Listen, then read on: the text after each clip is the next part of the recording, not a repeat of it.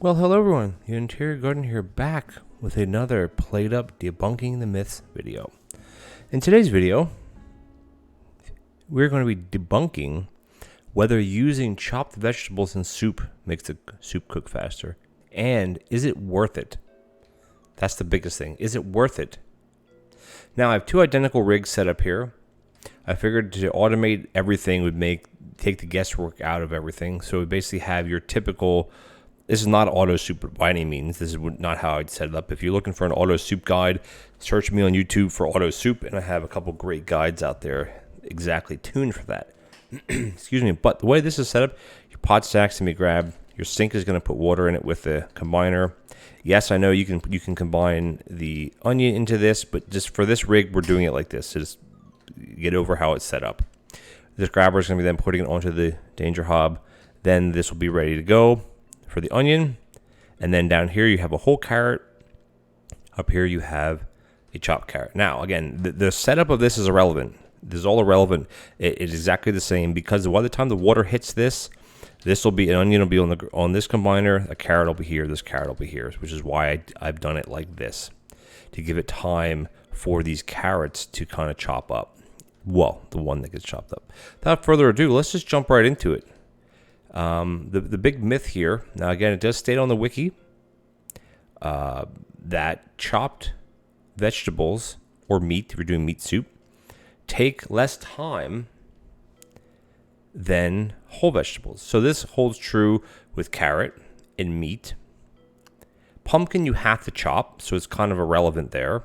And then the tomato soup, you have to make sauce anyway, but adding the chopped tomato versus a whole tomato still fits with this bit of this video here, because it still counts versus chopping. But for this demonstration, we're going to use carrot. It stands, like I just said, it kind of makes, it's the same thing for chopped meat and for tomato soup or meat soup as well. Pumpkin soup, no, because you have to chop the pumpkin anyway to put it in the soup. Now, without further ado, I'm going to stand over here and we're going to watch this rig work. We can discuss it as it does it. Pots are coming off, water in the pot. See, everything is ready to go. Onions in the pot is cooking. I mean, there may be a slight, like, quarter second, but just watch. Here's where it comes into play. Boom, boom. Look how much faster the chopped does. Done. Done. Now, the question you may ask is it worth it? It obviously is, it's significantly faster.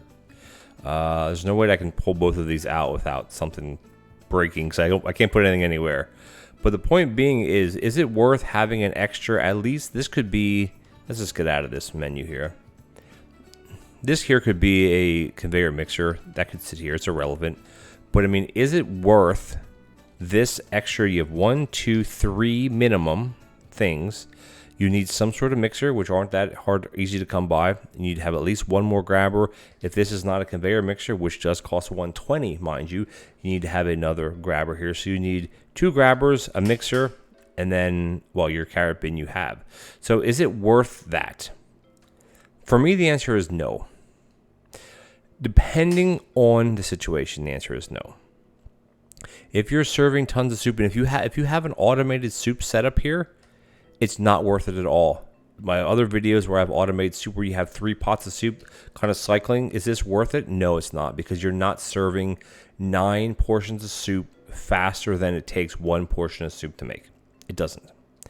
Now, if you are, or I should put it this way, if you don't have it automated, is it quicker? Absolutely not. It's not quicker, because if you have to physically grab a carrot, take it to a cutting station, which means you have to have a cutting station nearby, you have to place it on there, cut it, and then put it in the pot, versus something like this,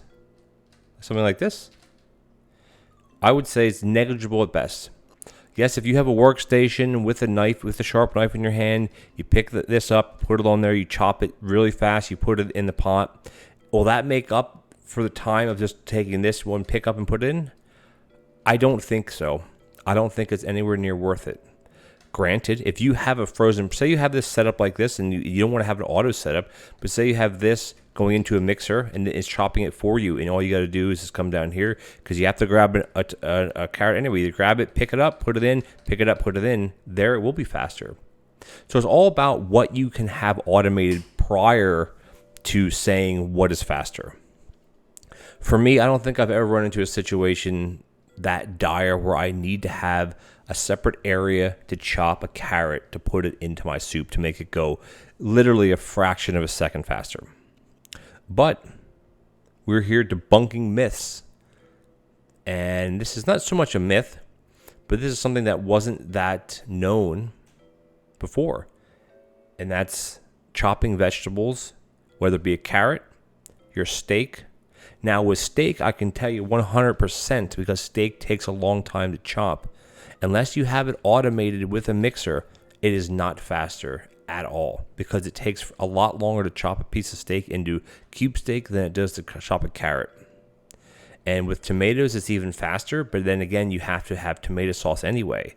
So if you're automating and you have tomato sauce ready to go and you have to grab another tomato, cut it, I don't think it's going to be any faster. The only place that they would be maybe faster would be using the carrot if you're not having it automated. Pumpkin soup, you have to chop it anyway, so that kind of doesn't matter. This doesn't count for that because you have to chop the pumpkin anyway. Now, maybe at a later time that'll be changed, but as of now, it's not. So anyway, guys, this is a quick one today. This is, debunking the myths here. And if you actually, if you guys want, tell you what we'll do. Let's just do the meat, just to show how much quicker having meat prepared versus not would be. Now again, we have it set up for automation here. Let's just see if it actually, I can just put these to the side. Because remember how long it takes meat to chop, just keep that in mind here. We have a rapid mixer, so it's not as bad. Looks like the grabber is going to keep up with it, so there you go. But if you have to do this by hand, it's significantly slower.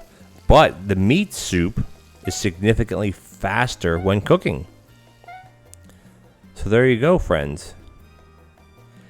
The longer it takes you to chop an ingredient, the shorter it takes the ingredient to cook. So based on what I just showed you there, doing meat soup, this is why we test things. I have my own opinions, and I'm still allowed to have my own opinions. Would I, if I don't have meat automated chopping, will I chop it to put it in the soup? No, because it takes longer to chop the meat than it does for a whole meat to cook, if that makes sense. Now, again, if you guys want to go out there and get stopwatches and have some kind of crazy timer and give me exact numbers, I'll happily make another video with exact information. But you know what? For what we just saw today, it's still not, if the chopping is not automated, it is not worth it to me to manually chop ingredients to put them into the pot to make it cook faster. You guys can make your own assumptions whether what you think here, if it's faster. Remember, if you're chopping, you got to have an extra counter or a mixer or something laying around. Typically, when you start having soup, it takes up a lot of space. You have onions, you have a sink, you have your plate, your pot stack, you have your either carrot or your meat or whatever your ingredient bin is. So I don't know if it's worth it. Anyway, guys, thank you so much for joining me for another PlateUp Debunking the Myths video. If you enjoy this type of content, please consider leaving me a subscribe to my channel. It would be much appreciated. And if you enjoyed this video specifically, please consider leaving me a like as well as a comment. I enjoy reading all the comments from my supporters, and I respond to each and every one either with a thumbs up, a heart, or a personalized comment right back to you. Now, if anybody has any other ideas that haven't been produced yet by me that you want some myths debunked, feel free to leave them in the comments, or you can reach out to me on Discord at TheOntarioGardener, or you can also find me over on Twitch Monday and Wednesday evenings at 9 o'clock Eastern, as well as Sunday nights at 9 o'clock or 9:30 Eastern as well. If you follow me over there, you obviously will get the notifications whenever I go live.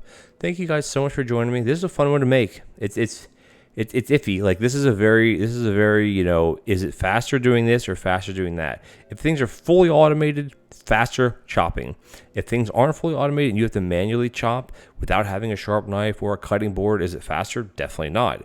But you know what? If you have two people, it might be faster. If you one person, it's definitely not. Anyway, guys, thank you so much for joining me, and I'll catch you in the next PlateUp Debunking the Myths video. Take care now.